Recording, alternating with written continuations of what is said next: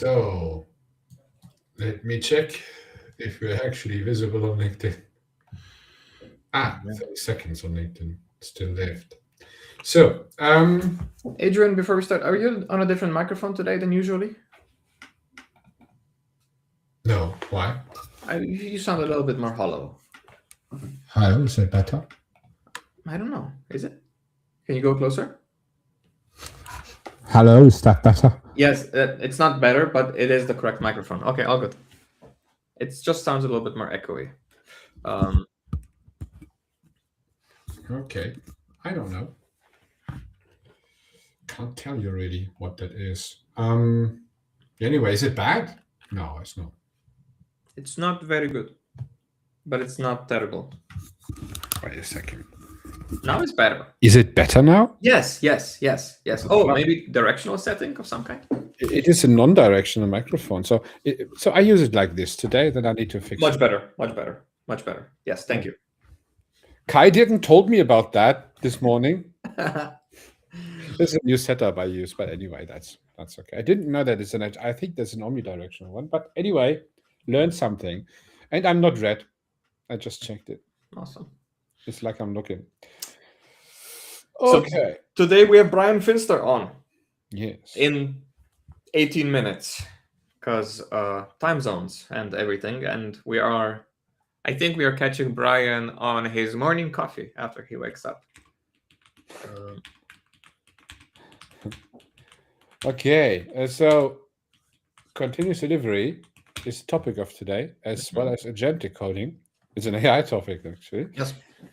I met a company yesterday on CloudFest, which told me that they don't use AI yet in development. Isn't that it's mental, isn't it? As I said. I see it. I see it as well. It is no. Well, the funny part is that this is now a rarity, isn't it? So a company which isn't like people are using it most at least people are using it in the way that they use it for themselves. Maybe not as a team, but for themselves. Yes. Like, I would draw the line as no individual uses it for personal use. Individuals use it for their personal account for business use. Individuals use it for the business. Business uses it for business processes and personal use. And then various degrees of mandate. And then let's say the biggest level would be there are machines in the office, or there's hardware deployed that is providing agent infra, local agent infra for ML ops and LLM ops. Right, so that would be like the spectrum that I'm familiar with. I work with companies in all stages of the spectrum, and I don't see a popular majority. I mean, the majority, let's say the tip of the bell curve, is more on that not using AI end of the spectrum. Now I know what irritates me. You don't wear a white shirt today. It's been a That's while. the first time. In a long time. I think since Christmas episode 2025 that you saw me in something other than a white shirt. I think that Kaloyan just. I think you will have noticed that as well, isn't it? It's very strange to feel like that. It's like too casual for me. What happened? Too casual. Okay. Yes. So Kaloyan just mentioned that I was not competent enough to actually find the correct way into my microphone. Anyway, so I've actually prepared some funny questions for later for Bryan and you. So can you just tell me the questions now, and then we can maybe jog it with the community? Maybe one. It's like I had that today with procrastination questions for Kai. So I had basically a question, and is it procrastination or recreation? And basically procrastination or not. And I really like that format because it really gives you a little bit like, I just start with it right now. So give you the first of the 20 questions. It is basically based on minimumcd. So it is revolved around that. So easy one for the start. If a team, wait a second, is it like this one here, so that it makes sense for the people as well? There it is. If a team uses AI agents heavily, is trunk-based development still the preferred model, preferred or not?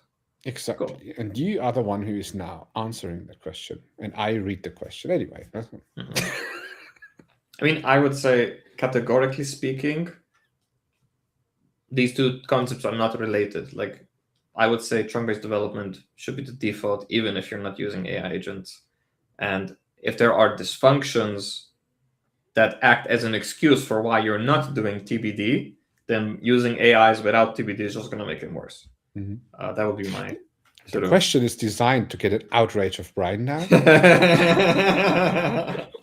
Because he would say, "Oh, I think you're stupid if you're not." Okay, it's more like it's not preferred or not, it's stupid or not. Exactly. That's like yeah. those. I played this game with Milan Jovanovic. It's ironically one of the most watched videos on this channel, on the OTJ channel on YouTube, because I played something similar with him where he was all about clean architecture and domain application infra, and then I basically made up names of classes, and then just from the name you'd have to tell me which box it fits and why, and where does it sometimes fit in either, depending on the domain type or the sort of platform versus customer facing value stream. And we had a really interesting conversation as a result of that game. We got a lot of feedback on people liking that format, but like I called it clean architecture bingo, and we never really got to play clean architecture bingo with anybody else in the. It's actually fun because you go from a different angle than just discussing it. It's like discussing it, simulating a question which is real. But oftentimes we think that that's normal for us, right? So trunk-based development for every of us three is standard. It's not like, no, there is nothing better than that. But that's not for everyone the same. And it's fair that it's not for everyone the same. And it is good to discuss it. And from a infra concern, to a lot of people, CI/CD is sort of, to a lot of people, engineering leaders and engineers that I talk to, but mostly engineers, they categorize CI/CD as a infra concern, as a DevOps concern, like an infra-related SRE DevOps concern, rather than as a way of collaboration, rather than as a cultural or even quality standards issue. Because lack of CI/CD with trunk-based development would imply that your feedback loops for any kind of standard quality evaluation are very long. And if your feedback loops for quality evaluation are very long, chances are you're delivering stuff at a very low quality ceiling. Like, it can't be better than that because it's impossible for you to iterate more than once in a week or something similar, right? So and ironically, domain-driven design and the agile community have this same knack categorically, because with the agile community, it's all about how can I continue improving my process. And the people who go to agile certifications, they're like, okay, what framework should I follow so I don't have to improve my process? And that's not what we're about, right? Like, it's not about just following the textbook. The point is about knowing that the textbook is a good starting point, but then you have to improve it, and there's never stopping improving. That will be a big topic of today, because it is mainly about the migration path guide. Migration path, and plus AI. So it's a little bit like, we always have plus AI somehow. So it's not like worth mentioning anymore. I mean, it feels like more like an industrial revolution, or like the digitalization age. 20 years ago, everybody talked about, okay, now I need a website. Now I need a mobile website. We saw this with Web 2.0, not so much with blockchain and crypto, but more with cloud, serverless functions and cloud-related concerns. So I've been seeing that quite often. And on that previous analogy of agile and domain-driven design, Eric Evans also talked about it from the perspective of how do we create amazing models? How do we create amazing architecture? How do we create amazing design, systems design? How do we create amazing systems? And some of this echoes also in Martin Fowler's work, is that ubiquitously the answer is you don't. You just need to make sure that you can continue improving it. Right? Like a great design, the great design is a result of not having lost your ability to keep improving it after 10 iterations. Amazing systems. Oops, sorry, I just wanted to. Never mind. Oh, good. Not good. Because a lot of people say, okay, we'll design it once, maybe twice, and then if we have to redesign it or like change something in the design 3 times, that is a competence error, and then we'll just put a nail in the coffin and do something else greenfield. And a lot of people just get that wrong. They want to get it right and then have a final version and then move on, and that's exactly how you. I mean, that's natural. That's how you do things in real life. If you wanna work on something with tools, you have the starting point and you have the ending point, and they are pretty much defined. And in software development, it's a little bit. This is this typical strange mix of a process and a project, which you don't really have in a factory. You don't really have that in project, like even media projects, like a website project. It does have a beginning and an end. Website projects normally end with the release of the website, and the website stands then there for a year or something like that. And this is the real software development. I think a trait of that is that you basically work on it basically every day. Yeah. And it's that, how to work with the feedback you get every day for something you work on every day. Many people simply don't get feedback because they work on something and it becomes inventory until you release it on some day in the future. Agreed. That is a little bit of a main problem. Main problem. But you can also think about it, as a non-software metaphor, let's say, is mold in your bathroom. People keep obsessing with this idea of how do I build a bathroom that doesn't have mold issues? Well, I'm sorry to tell you, if you have heat and a closed space and water and moisture, you will have mold. So anything that you can do to renovate or to clean up or to, it's all about how easy is it to maintain? How easy is it to remove the mold or prevent the mold from forming? And how easy is it to reapply that prevention? Or do you need to renovate completely every time it just goes beyond a certain threshold? Like those dev march rewrites of software where you might treat technical debt or friction or craft inside your code base as mold that just festers and grows, and then it's like, okay, we can't change it, I don't want to touch it, and then at a certain point you just throw it away and build it again, or you just stubbornly try to refactor some part of it, but never really works out well. We see this now, an emergence of this with AI, where we see a asymmetry in the amount of code being produced and the amount of code that can receive human review.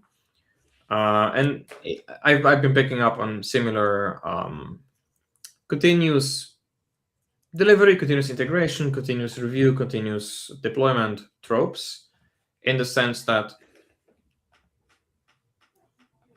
if our ability to make iterations with the agent is impeded, and there's a human in the loop, and the human produces a large output to pass it on, that's a category error.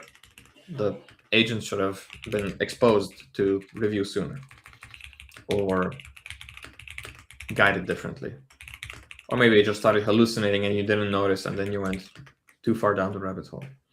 But they are very useful. If there are dysfunctions in your, if there's dysfunctions in your process or your culture, any kind of AI use will be reminiscent of your usual issues, but the output producing activities will just give you a stronger signal. So it'll amplify the good stuff and the bad stuff. I think that has been so far the point.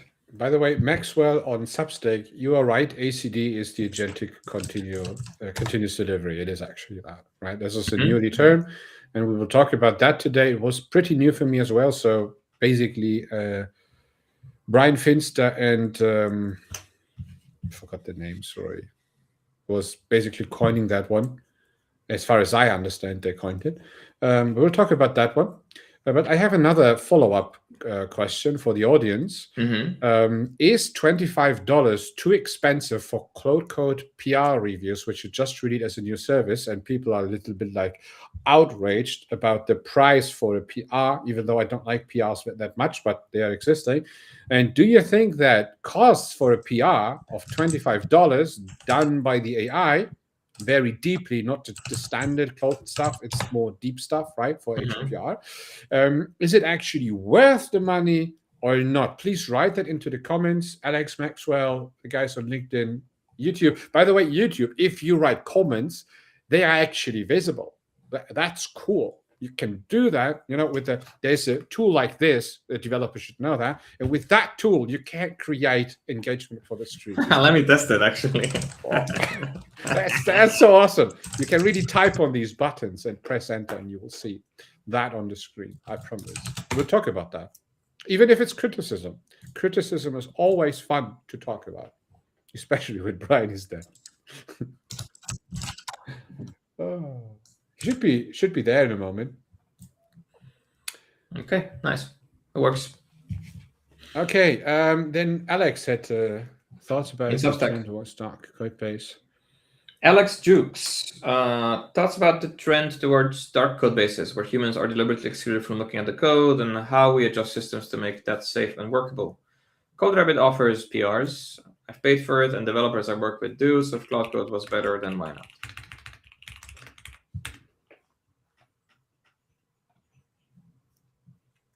So, thoughts about the trend towards where humans are deliberately excluded from looking at the code and how we adjust systems to make safe and workable. That's a good question, actually. Hello, Ryan. Fine. Hey, Ryan. Oh, Ryan is always here when Bryan's here. But Bryan isn't here. But Ryan is here. I mean, he will be in a few minutes. So it's just. Do you want to answer, Alex?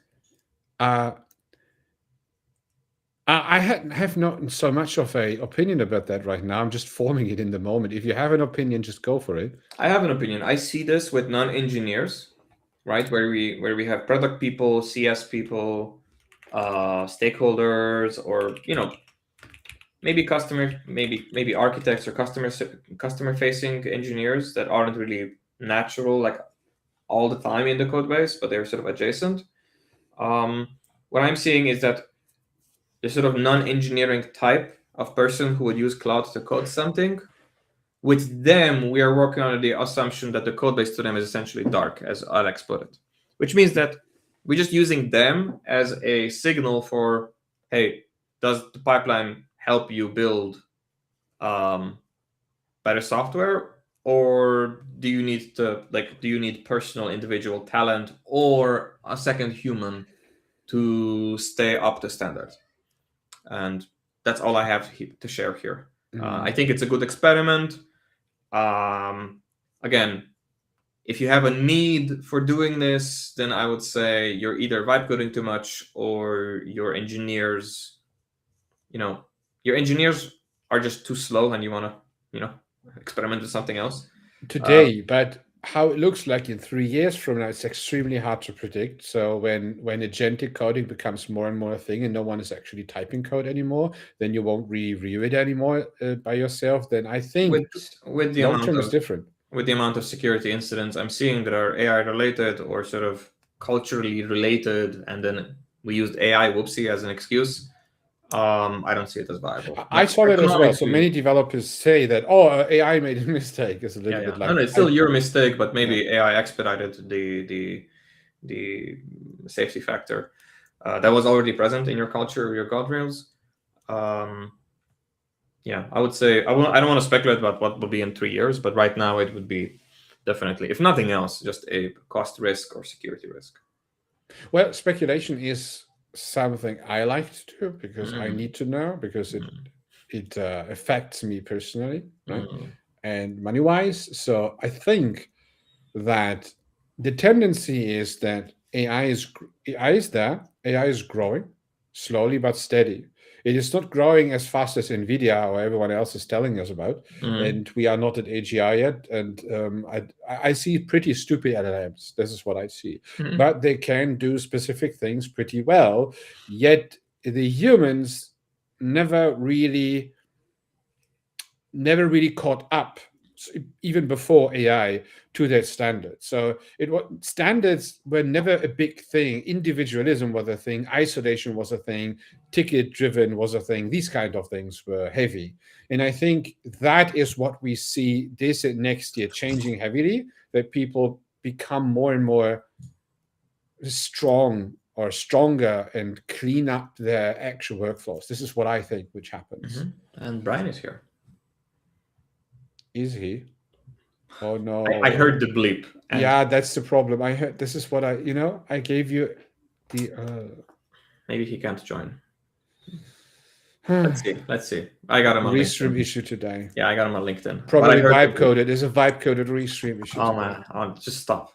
No, Alex had a good. Wait, Ryan, $25 per PR. I wouldn't want to pay that. I'd have to batch up a whole bunch of PRs. Kind of defeats the purpose. I'm sort of in the same camp. To me, like this makes sense if I'm feeding the PR to an agent and I'm just expediting that process, and the PR is awesome for an agent. But if the code was written on good development practices, I heard the bleep again, and Bryan isn't here. You will hear the bleep for the next hours, even though he's not connecting. It sucks. If the code was built by a human using AI to scale like the speed of writing, and they didn't use any kind of agent that self-reviews, that would just result in a crap payload, and then that crap payload gets PR'd. I wouldn't expect a useful PR from that.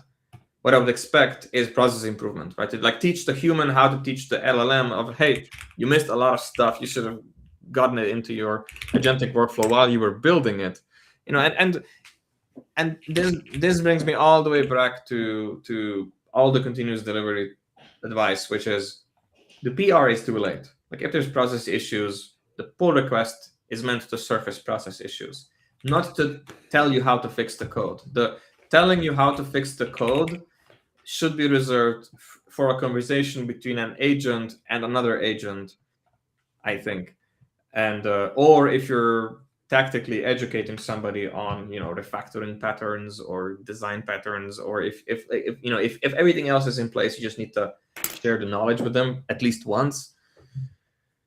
But paying for it and monetizing it per unit of delivery, I think that's just crazy. I think they're just testing the limits of what what is the limit for what people will be prepared to pay for. That's what this feels like. Definitely, I wouldn't expect a positive return on investment on $25 per PR. Okay, so let's quickly resolve this. So Bryan is testing another computer. I have the bad feeling that this doesn't work as well, because I was going through that. I have sent you a link. Okay. Go to that link. There's Ninja. It's created by Theo, actually. It's a solution that works. Okay. It's not nice, but it is better than not doing that today. So I wouldn't like to move it right now. Is password protected, so you have to. It is sorry. No. No. You don't need to have vibe coders, right, to actually leak things. Actually, you don't know the channel name, so it's not right. Let's call it do two-factor, and you need to start that there, and he will actually join there, and then he can talk together with us. It's complicated. Am I joining that? You join as well, otherwise he doesn't hear you live. It's complicated. It is. The other option is we can move the meeting. Okay. I had the same in the morning. Okay. What can I say? Right? Okay. And it basically will kill my bandwidth. But anyway, it's like having 5 streams at the same time. It's a little bit I cannot turn on my camera. Like it is being. You don't need to. Captured by. Hello. He's not there yet, but he probably need to be. Can I mute you here? Personal laptop now. I need to give him a link. Okay, technical issues. I love it. Did the invite link change by any chance? No, it is not okay. Don't. It's not. It's simply Restream is broken with guest links. It's a bug. It's a bug. Okay. I can join with a guest link. I know I can, but others can't. Okay. I don't know. Okay. Well, good. So Alex had a follow-up question while you're resolving that. Alex was asking, but isn't that a systems problem? AI, like beer, is the cause of and solution to all of life's problems. Like the challenge in the long run is to think about how do we construct systems that could allow this, moving up the layer of extraction.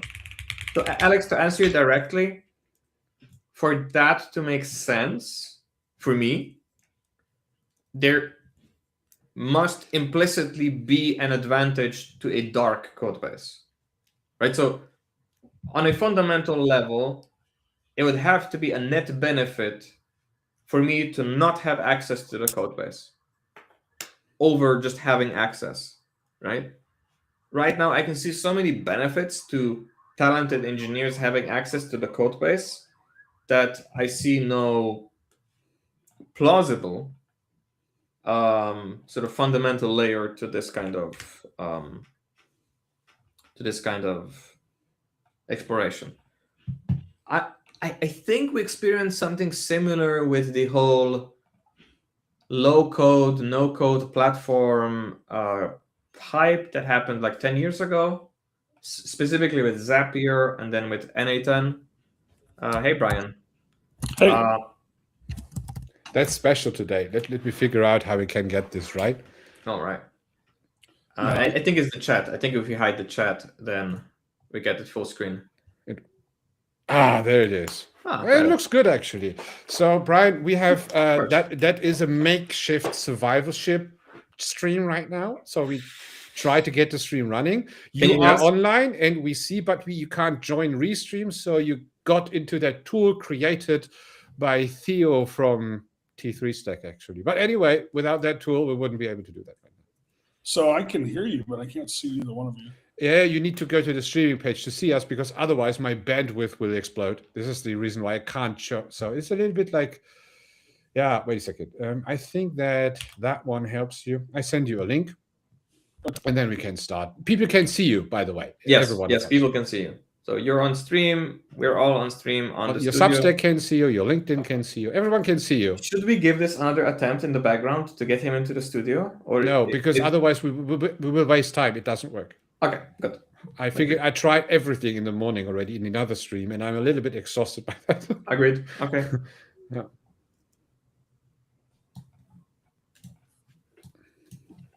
Because do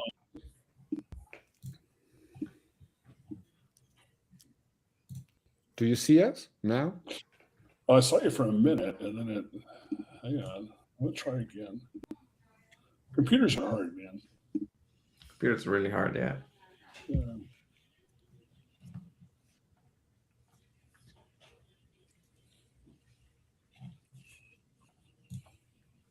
Okay, that's better. I'll try not to let the Substack lag bother me. Okay. Did we answer Alex's question? I don't know. Let's try to, first of all, make sure that Bryan is with us 100%, and then we can start, I think. Cool. I'm here. Okay, so we could start right now. So it's not ideal, but it's better than stopping, isn't it? I think so. Yeah. Okay, that tool is strange. Good, but we are here now. We can see chat. Chat can see us. Now we are all together here. That's good. Fine. So we have introduced already a bit in a pre-show. We were talking about what ACD actually is. We were talking about current Cloud Code review PR thing for $25 per review, which came out lately. And we have on Substack, had several questions already. So there's a lot of things going on. And we introduced that we will talk about the new process on minimumcd for the migration. actually, for the introduction, migration, these kind of things. I think that's very interesting because you have put a lot of time and effort into explaining how to actually get into that. And you even extended the term or the abbreviation CD with ACD, which does have nothing to do with ACDC. It is basically... So Michael Christers in Germany is to thank for the agentic continuous delivery term. I didn't come up with that. Anyway, so Bryan is in the studio. He is? Oh no, that's your screen share. I just screen share. Oh, I got excited. Sorry. No, that was a typical hallucination, like AI hallucination. It's a lack of knowledge. Guilty. Right? Guilty. Check test 1 2. Can you hear me? Yes. I can see Bryan's in the chat. No. That's okay. So that's Hear what I said, so Denis, if we need to share something on minimumcd, you need to do that because otherwise I can't. Makes sense. Okay. Ready. Okay. And I'm not sure if Bryan then disappears. We'll see. Okay. So additionally, the fun part for today is I have some questions prepared, which I toss into the round, and you need to answer them. Please don't judge me by the questions. They are not my questions. They're just questions. And we will go through basically preferable or not, a little bit like that one, to a little bit give it a little bit of an icebreaker thing. Or maybe we start with one. To give it like I need to find them again. So Bryan and Denis, so if AI, so I post them, that's easier, so we can read them actually.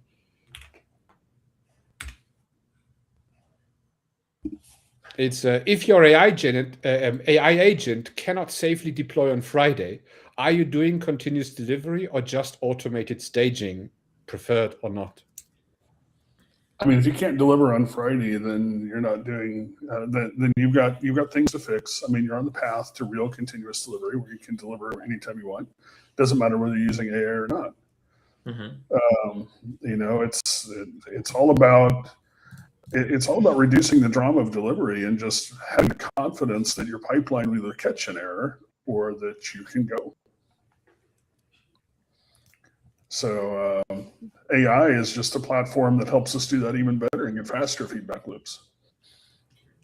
When you're talking about agentic CD, agentic workflows, are we talking about LLMs, LLM assistants, or are we specifically talking there being some kind of post-response hook, self-feedback to the agent? You know, like how literally are we taking the word agent? I mean, so the development process, like, are we talking about LLM ops being deployed into the pipeline and there's an agent running in the pipeline, or there's an agent running in my machine and it's talking to itself without a human in the loop? Where is yeah, I mean, I think the human in the loop is to have, there's, you know, stage points where you need to be just validating that things aren't going off the rails, you know, keep things, you know, hey, welcome to technical product management, right? This is the goal I'm trying to achieve. Are we achieving that goal? Okay. And making sure that things actually look good, you know, running validations, do exploratory testing while it's out there doing development, you know, look at what it's saying it's doing, and does that match what you expect it to do?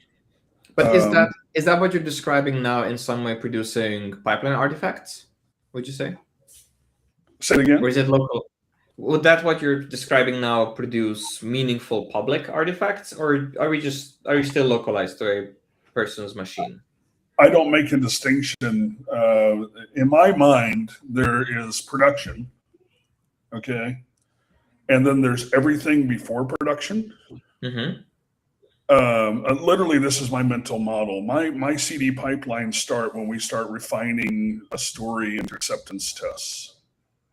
When I'm coding, you know, when we started doing CD for real, and I was able to, you know, anybody on my team could just go to production, you know, like that. I started freaking out if I had some sort of issue on my laptop that wouldn't let me work. My thought process was, okay, production's down because I can't deliver value. Mm-hmm. It's just my laptop being unavailable is, in my mind, a production issue at that point. So when you're talking about the pipeline itself, the pipeline automation itself, it starts with what are your pre-push hooks that are running? What are you running on your local desktop? If you're doing, using agents for coding, that's part of your pipeline, right? That's what I meant. And this is kind of how I fell backwards in the value stream management. Was I took the pipeline view of a Jenkins pipeline and just extended it backward. Yeah.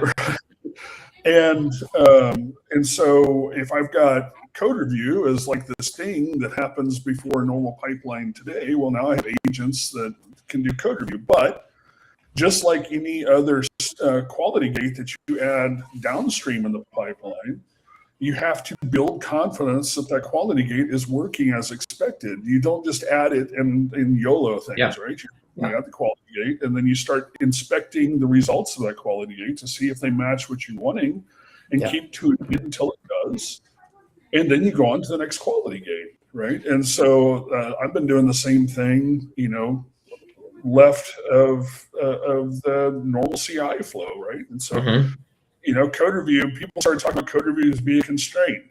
Yeah, if you just amplify one segment of the value stream and optimize that, cool, you optimize that, but then you just move the constraint somewhere else unless you've done the deliberate effort. And so, I realized that really early on. And so when I started doing research, okay, and so what is it we actually code review for? Right? I know what I code review for, but what do other people code review for? So I started looking around what other people code review for. And there's some things people are still code reviewing for that is just opinion, or tabs versus spaces, which is just nonsense. That's why we have editor config. We have tooling for that now. Yeah. But there's other stuff for code review, or we have names. The things I always push for are things named meaningfully. Do we have modular code that's easy to read and understand and change? Are we adhering to our domain language? And also, are we testing what we decided we would test before we started coding, right? Yeah. And the main thing I review for, and so those are the first agents I started writing or adding to that and automating code review. But then I keep working on production. These are not experiments I'm running. I'm doing production work with this stuff, right? And hardening as I go. I've got other people who are domain experts where I work now reviewing the results of that. We're doing like model programming where we're all looking at what the agents are reviewing and saying whether it's good or bad and improving those things over time. A lot of confidence in the agents that we have right now, and we're going to be doing a lot of work with them. But it's the same exact process. It's just we have more automation available to us. Have you been able to meaningfully quantify its impact? And I don't mean something artificial like productivity or a proxy for it, but more, where did the bottleneck move? How soon did you notice a shift? The bottleneck will obviously move. Number one. So I'm asking, it's a loaded question. I see most people experience the bottleneck moving to review, or I've automated reviews, so that's not a problem. So yes. So when you automated review, where did the bottleneck move for you? Let me generalize. Okay. Because I do get paid for a living, so let's not talk about where I work. Let's just generalize, shall we? Okay. The bottleneck, and because I talked about this at DevOps Days Dallas in August, that where the bottleneck would move to. And it's going to go upstream to product, right? Do we have clear communication from product about what it is we're trying to deliver? Right? Because we can no longer we'll now just be twiddling our thumbs waiting for clear information unless we clear that problem instead of coding along it on the stuff we think we know. We've already delivered what we think we know. or downstream because you've got CAB, you've got architecture review board, you've got really heavy, you've got a release manager, you're in a release train that only delivers one. Let's all go to the safe space. It's just all downstream stuff, right? So those two things.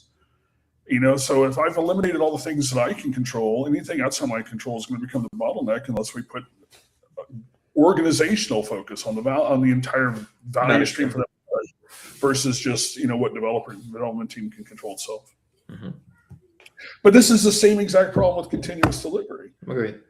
Almost any team, if you have a team that's organized as a team instead of a gaggle of developers or feature teams, that team can do continuous integration by itself, right? You don't need a bunch of external approvals to do continuous integration as long as you have basic tooling available to you, right? Mm-hmm. But if you want to do continuous delivery and you don't already have birth to death ownership from product all the way to production inside your team, that takes organizational change. Mm-hmm. Right? It's outside the team that you only have influence over, not control. And so there's nothing changed here except the rapidity at which I can point out where the break is. It's like I now have way more slack time because you people haven't fixed anything upstream and downstream. So I guess I'll just work on improving my agents so I'll have more slack time. Mm-hmm. I will say that from something I've done recently, and a real thing, is take a legacy .NET framework thing it had some tests and to be tests that I would expect most places, honestly. It took a day to upgrade it to .NET 10. By the way, I don't know .NET, but I did this work. Okay, upgraded to .NET 10, throw my test review agents at it to go identify all the test gaps, fix the test gaps, I'm blanking on words today. It's been a long weekend. Mutation testing at it to go and test the tests, fix those. To go identify all sorts of different other things that we need to get fixed and prioritized that have to happen after we deploy, this upgrade and validate that before we start refactoring, before we start fixing stuff. This was just an upgrade, refactor, and test improvement before we start refactoring the code for real. And it took a day, and that would have taken a week for a .NET expert. So there's a real result for you. For me, I have the same similar experiences with migrations, that AI is actually extremely good in large migrations. So things which cost a lot of resistance, like we had to remove recoil from a large project. This is a React thing for state, and switch it out with Zustand, and basically have an adapter in between, so we don't have the issue in the future anymore.